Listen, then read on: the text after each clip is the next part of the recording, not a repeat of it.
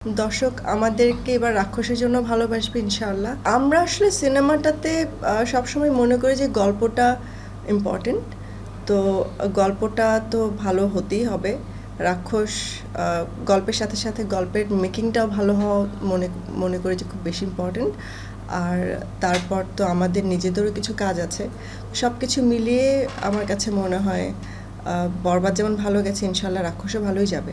9 মাস শেষ হয়ে গেল, শুটিংও অলমোস্ট আমাদের কমপ্লিট হয়ে গেছে, এডিটিংয়ে চলছে, আমরা মার্কেটিংয়ের প্ল্যান করছি, আমাদের পোস্টার আসবে, টিজার আসবে, আমাদের আরও কন্টেন্ট আসবে আপনাদের জন্য। দর্শকরা যা দেখতে চায় আমরা সবই দিব, সেই প্ল্যানই আমরা আগাচ্ছি। বরবাদের সময় যেটা ছিল যে বরবাদে আমরা একভাবে প্ল্যান করেছি, অ্যাকশন প্ল্যান ডিফারেন্ট ছিল, এবার অ্যাকশন প্ল্যান ডিফারেন্ট, এবারে গ্র্যান্ডার ডিফারেন্ট, সব কিছু ডিফারেন্ট হবে। সো গতবার ডেফিনেটলি শাকিব ভাই ছিল মেগাস্টার, সেটার জন্য আমাদের একটা মানে এক্সট্রা মাইলেজ আমরা পেয়েছি।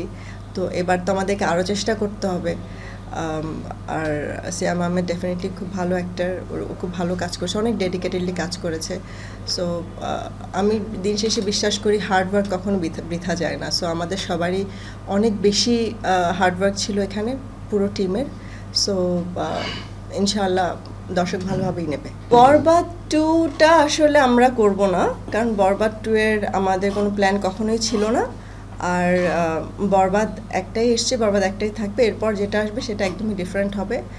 তবে শাকিব ভাইকে নিয়ে আমাদের একটা সিকুয়েল বানানোর কথা হয়েছে, সো আমরা হয়তো ওটাতে কাজ করব। আর একটা সিঙ্গেল আলাদা কথা হচ্ছে 2027-এর জন্য, ওটা নিয়ে আমরা এখন এগোচ্ছি সামনে। আমি বরবাদের সময়তেও যখন বরবাদ আমরা করছিলাম, বরবাদ প্রমোশন চলছিল, আমার একটাই টার্গেট ছিল যে আমাকে আমার কাজটা ভালো করতে হবে, আমাকে আমার বরবাদটাকে ঠিকঠাক মতো দেখাতে হবে দর্শককে, দর্শকের টেস্ট অনুযায়ী বানাতে হবে। সো আমি আমাদের বরবাদ নিয়েই ব্যস্ত ছিলাম। আর কোথায় কি প্রেশার হচ্ছে, কোথায় কি কে কী করছে আমার একদমই কোনো খেয়াল ছিল না। এবারও ঠিক তাই, আমি রাক্ষসের জন্যই কাজ করছি।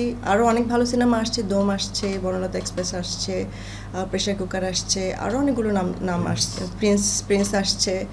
তো সব কিছুর মাঝে আমি কাউকে কম্পিটিটর ভাবি না, কারণ দিন শেষে আমি আমার নিজের কাছেই নিজের কম্পিটিশানটা, নিজে কম্পিটিটর ভাবি যে আমার আগের কাজটার চাইতে এই কাজটা কত ভালো হবে। এটাই হচ্ছে আমার মানে সবচেয়ে বড় কম্পিটিশান। আমি এখন পর্যন্ত কোনো প্রেশার ফিল করছি না। হ্যাঁ, মানে একটা সুস্থ প্রতিযোগিতা তো হবেই, সিনেমা হলে যেটা হয় সেটা হবে, এবং আমরা সেটার জন্য মানে আমি যতক্ষণ পর্যন্ত আমার কাজ নিয়ে কনফিডেন্ট, ততক্ষণ পর্যন্ত আমার মনে হয় যে আমরা যে কোনোভাবেই হোক বেরিয়ে যেতে পারবো ইনশাআল্লাহ, আশা রাখছি।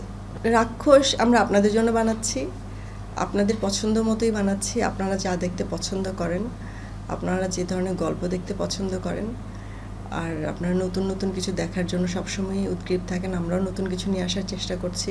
তো আমরা অবশ্যই চাইবো আপনারা সিনেমা হলে আসবেন, সিনেমা দেখবেন। শুধু রাক্ষস না, আমাদের এই রোজার ঈদে আরও যত সিনেমা আসছে, প্রিন্স আসছে, বনলতা এক্সপ্রেস আসছে, দোম আসছে, প্রেশার কুকার আসছে, আরও কয়েকটা সিনেমা আসছে, কথা হচ্ছে যে আসবে।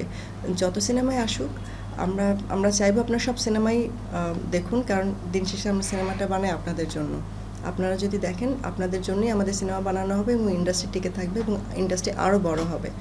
তো আমরা আশা করব আপনারা সবাই সিনেমা হলমুখী হন। এই ঈদে আপনারা সবাই পরিবার পরিজন নিয়ে সিনেমা দেখুন। আপনাদের প্রতি আহ্বান রইল, সবাই সিনেমা উপভোগ করুন। রাক্ষসের সাথে সাথে অন্যান্য যত সিনেমা আসছে সব সিনেমাই দেখবেন ইনশাআল্লাহ।